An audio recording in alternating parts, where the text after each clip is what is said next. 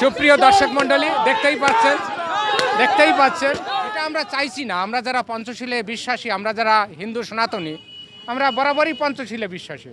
প্রতিবেশী যেসব দেশগুলো রয়েছে তাদের সঙ্গে আমরা সুসম্পর্ক বজিয়ে রাখতে চাই। কিন্তু ঘটনা এই যে বাংলাদেশে এখন কোয়ার্টারলি স্বাধীনতা হচ্ছে। দেখুন, সপ্তাহে সপ্তাহে স্বাধীনতা ভেবেছেন কোনো দিন? 1971 সালে ভারতের সহযোগিতায় যে স্বাধীনতা পেয়েছে মুক্তি আন্দোলনের মাধ্যমে, সেই মুক্তি আন্দোলনকে তারা অস্বীকার করছে।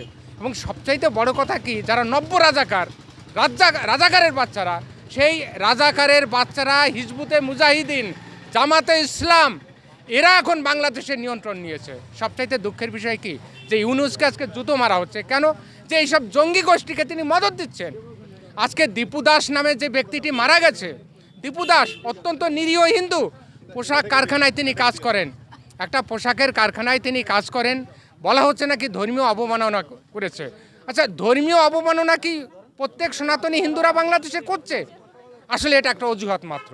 সেই অজুহাতে সনাতনী দীপু দাসকে যে নৃশংসভাবে জীবন্ত অবস্থায় পুড়িয়ে দেওয়া হয়েছে, আমরা এই সমগ্র ভারতবর্ষের যত সনাতনীরা আছি তীব্র ধিক্কার জানাই, এই ঘটনার নিন্দা জানাই।